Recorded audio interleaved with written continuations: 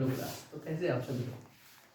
बहुत दिनों के बाद हमारा यूट्यूब चैनल पे वीडियो जा रहा है, जो कि क्लास 8 का केसी सिन्हा का बुक है। आज का जो टॉपिक होने वाला है क्लास 8 के केसी सिन्हा का। ये बुक आप लोग देख रहे होंगे, क्लास 8 के केसी सिन्हा का बुक है, ठीक है ना। सरल गणित वर्ग 8 का है, डॉक्टर केसी सिन्हा का बुक है। और हम उसी के चलेंगे और आज वही पढ़ेंगे एक चर वाले रैखिक समीकरण, यानी कि वन वेरिएबल वाले टर्म आज पढ़ेंगे। और लगभग 1-2 दिन गैप करके वीडियो हमारा आते रहेगा, ठीक है। सबके पास ये किताब होनी चाहिए। क्वेश्चन लिखने का हमारे पास समय नहीं है, ऑफलाइन क्लासेस ज़्यादा चलती है तो हमारा समय नहीं हो पाता है। और बाहर का जो भी बैकग्राउंड म्यूजिक बज रहा है उस पर ध्यान नहीं देना है। जो भी बैकग्राउंड म्यूजिक है कोई बीजीएम पर ध्यान नहीं देना है, एकदम पुष्पा की तरफ पढ़ना है, ठीक है। तो हमारा आज का जो फर्स्ट सवाल है कहता है, 1 नंबर क्वेश्चन, एक का क्या कह रहा है क्वेश्चन? दो संख्याओं का अंतर 38 है, दो संख्याओं का अंतर 38 है, उनमें से छोटी संख्या x है, तो बड़ी संख्या निम्नलिखित में से कौन सा होगा? तो कह रहा है बड़ी संख्या, तो माना कि हम लिखेंगे, माना कि छोटी संख्या बराबर x। मान लिए हैं कि छोटी संख्या बराबर x, और प्रश्न में भी दिया गया है कि छोटी संख्या को क्या मानना है? x मानना है, ठीक है। अब आते हैं प्रश्न से। प्रश्न कह रहा है क्या कि दो संख्याओं का अंतर 38 है, जिनमें से छोटी संख्या हमारा क्या है? x है, तो बड़ी संख्या निम्नलिखित में से कौन सा होगा? तो बड़ी संख्या निकालना है। तो बड़ी संख्या में से अगर हम छोटी संख्या माइनस करते हैं, बड़ी संख्या में से छोटी संख्या माइनस करते हैं, तो दो संख्याओं का अंतर हमारा क्या दिया गया है? 38 दिया गया, 38 दिया गया। बड़ा में से छोटा हमेशा घटाएंगे, ना कि छोटा में से बड़ा। अगर छोटा में से बड़ा घटाते हैं तो माइनस लग जाता है, लेकिन यहाँ प्रश्न कर रहा है बड़ा में से छोटी संख्या घटाएंगे, क्या हो जाएगा? 38। तो ये हो गया बड़ी संख्या माइनस छोटी संख्या को देखेंगे ठीक से, ये रहा छोटी संख्या को क्या माने हैं? x बराबर 38, और माइनस वाला चीज उधर जाके क्या हो जाएगा? प्लस, क्या हो जाना है? प्लस। तो बड़ी संख्या बराबर क्या हो जाएगा? 38 प्लस का x, और यही हमारा क्या होगा? उत्तर होगा। यही हमारा क्या है? उत्तर है। प्रश्न कहा क्या कि दो संख्याओं का अंतर 38 है। कौन सा दो संख्या है वो अभी पता नहीं है, लेकिन छोटी संख्या को क्या माना गया है? x। तो बड़ा में से छोटा को घटाना है, बड़ा में से छोटा को घटाना है। तो बड़ा में से छोटा संख्या घटाएंगे तो हमारा क्या है? 38 है। छोटी संख्या को तो x बोला गया है, तो माइनस का x, और माइनस वाला उधर जाएगा तो क्या हो जाएगा? प्लस में x। तो 38 प्लस x, बड़ी संख्या क्या हो जाएगी हमारी? 38 प्लस x। आशा करते हैं कि आप लोग समझ रहे होंगे इस सवाल को। विजिबिलिटी क्लियर है? अगर आवाज में कुछ परेशानी हो तो उसको नेवर माइंड करना है, पढ़ना है, ठीक है। फिर कह रहा है क्या कि एक का बी नंबर क्वेश्चन है, एक का बी नंबर सवाल है, दो संख्या का अंतर 57 है, दो संख्या का अंतर 57 है, उनमें से बड़ी संख्या y है। देखो, अब माना कि बड़ी संख्या को y मान लिया गया, माना कि बड़ी संख्या बराबर y, बड़ी संख्या को क्या माना गया है? y माना गया है। बड़ी संख्या को क्या माना गया है? y माना गया है। अब पढ़ रहे प्रश्न से, अब क्या पढ़ रहे? प्रश्न से कहता है दो संख्या का अंतर 57 है, उनमें से बड़ी संख्या y है, तो छोटी संख्या निम्नलिखित में से कौन होगा? हम हमेशा क्या करते हैं? बड़ी में से छोटी घटाते हैं, तो बड़ी संख्या में से छोटी संख्या घटाएंगे, और दोनों का अंतर दिया गया है 57। अब बड़ी संख्या को क्या माने हैं हम लोग? y माने हैं, y माइनस छोटी संख्या इज इक्वल 57। अब माइनस वाला छोटी संख्या उधर चला जाएगा तो हो जाएगा प्लस में, या इसको इस साइड में देंगे तो ये माइनस वाला हो जाएगा प्लस में। क्लियर है? इसका ऑप्शन के अनुसार देख लेते हैं क्या है, 2 y माइनस 57, माइनस वाला उधर चला गया है तो क्या हो जाएगा y माइनस 57, और माइनस वाला उधर चला गया तो हो गया प्लस, तो बड़ी सॉरी छोटी संख्या, तो छोटी संख्या है हमारा निकल के आ गया। यही इस सवाल का उत्तर है।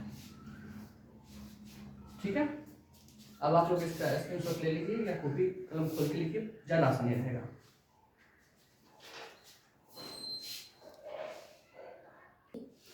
तो आते हैं तीसरा नंबर सवाल हम लोग देखते हैं। जगह है भाई, दिख रहा है इस साइड, दिख रहा है इस साइड। ठीक है, किसी परिमेय संख्या का अंश x है तथा हर अंश से 5 कम है। एक का सी है, क्वेश्चन कह रहा है किसी परिमेय संख्या का अंश x है और हर अंश से 5 कम है, तो परिमेय संख्या क्या होगा। माना कि अंश बराबर x, हम मान क्या लिए हैं, अंश को क्या माने हैं x, अंश को क्या माने हैं x, तो हर क्या होगा, तो हर जो है अंश से 5 कम है, हर जो है अंश से 5 कम है, कम मतलब माइनस। आप देखिएगा प्रश्न से अंश बटा हर क्या होता है, अंश बटा हर ही ना परिमेय संख्या होता है, अंश बटा हर ही ना हमारा परिमेय संख्या होता है। जब अंश बटा हर हमारा परिमेय संख्या होता है तो अंश ये रहा और हर ये रहा, और यही इस सवाल का क्या हो जाना है, उत्तर हो जाना है। अंश बटा हर फ्रैक्शन भिन्न रेशनल नंबर x बट्टा में x माइनस 5, यही इस सवाल का क्या है, उत्तर है।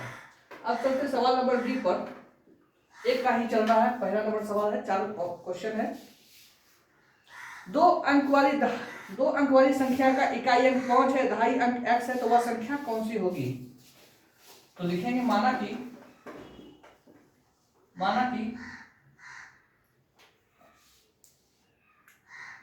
संख्या बराबर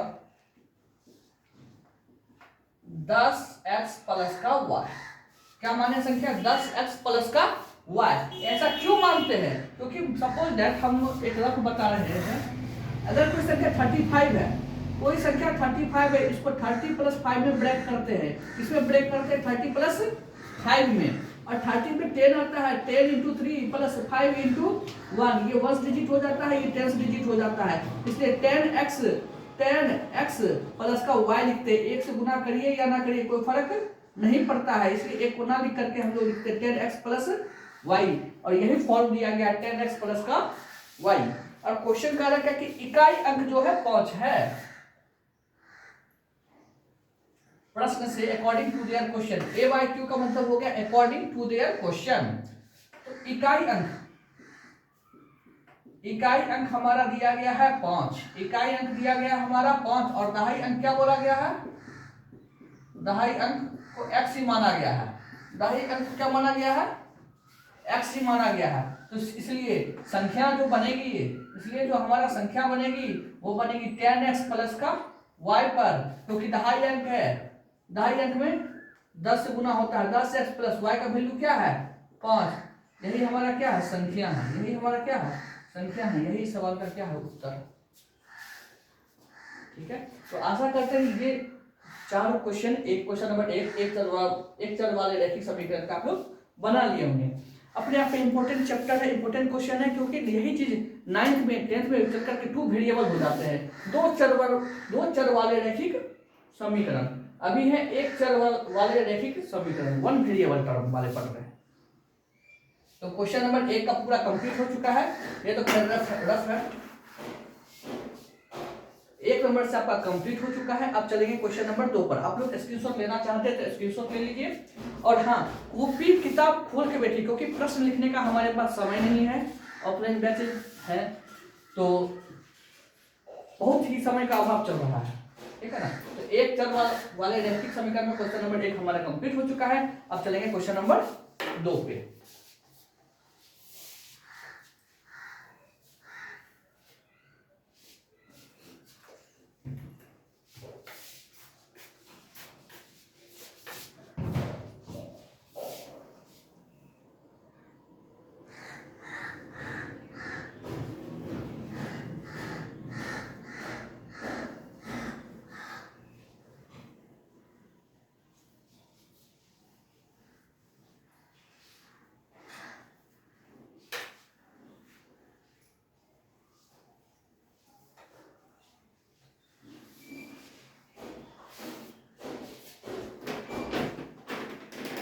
क्वेश्चन नंबर 2 पे आते हैं।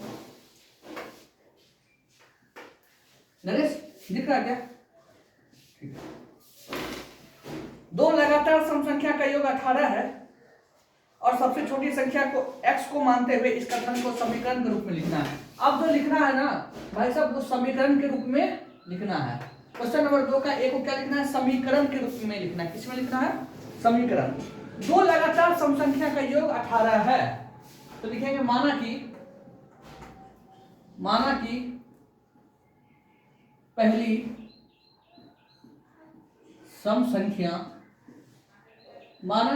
सम संख्या बराबर हमारा हो जाएगा x, तो दूसरी सम संख्या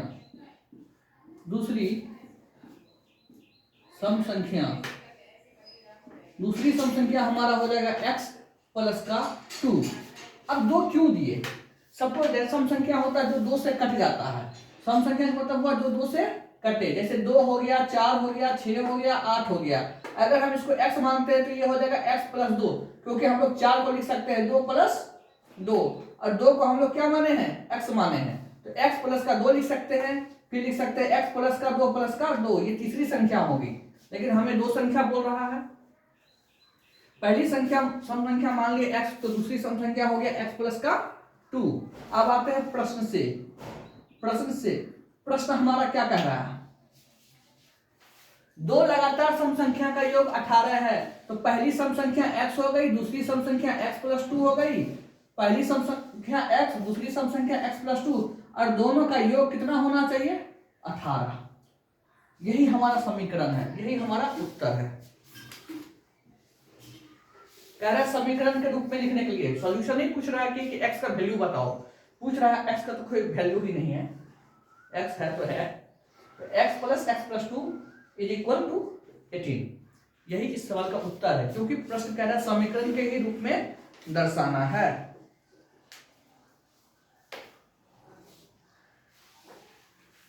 क्वेश्चन नंबर बी कह रहा है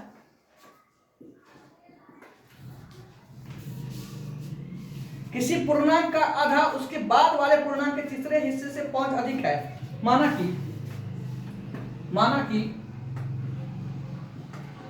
कि प्रथम पूर्णांक बराबर x है। मान लीजिए कि प्रथम पूर्णांक हमारा x है, बाद वाला पूर्णांक जस्ट बाद वाला पूर्णांक यानी कि दूसरा पूर्णांक जस्ट बाद वाला पूर्णांक यानी कि सेकेंड नंबर वाला जो पूर्णांक होगा यानी x प्लस का 1 होगा। क्या होगा? x प्लस का 1 होगा। अब कह रहा है कि किसी पूर्णांक का आधा, प्रश्न से कह रहा है कि किसी पूर्णांक, मान लीजिए पहला पूर्णांक x है, उसका आधा जो है ना बाद वाले पूर्णांक के तिहाई से 5 ज्यादा है। हाँ, पहला जो पूर्णांक है हमारा वो बराबर है किसके? बाद वाले पूर्णांक यानी x प्लस 1 के तिहाई से, तिहाई मतलब भाग दे करके कितना ज्यादा है? 5।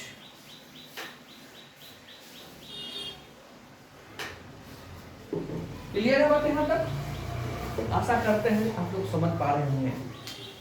तो हमारे पास समय नहीं है इसलिए क्वेश्चन नहीं लिख रहे, सिर्फ सॉल्यूशन करवा रहे हैं। आप लोग तन मन धन से पढ़िए, बस मन लगा के पढ़िए। हाँ, मानते हैं क्या कि हम लेट करके वीडियो डालते हैं, उतना समय नहीं मिल पाता है, लेकिन कोशिश करेंगे। केसी सिन्हा में, डॉक्टर केसी सिन्हा का जो बुक है हमारा हिंदी मीडियम में, ठीक है, एसएफ का, स्टूडेंट फ्रेंड्स कंपनी का,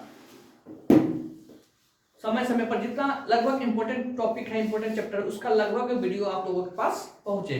तो आप लोग तभी समझ पाएंगे जब आपके पास बुक हो और बुक के साथ साथ कॉपी कलम भी हो, नहीं तो नहीं समझ पाएंगे। ठीक है, अब क्वेश्चन नंबर 3 आ रहे हैं। सी कह रहा है 3 लगातार सम संख्या का योग 54 है। 3 लगातार, पहला लगातार, दूसरा लगातार, अब हो जाएगा तीसरा लगातार। तो हम लिखेंगे माना कि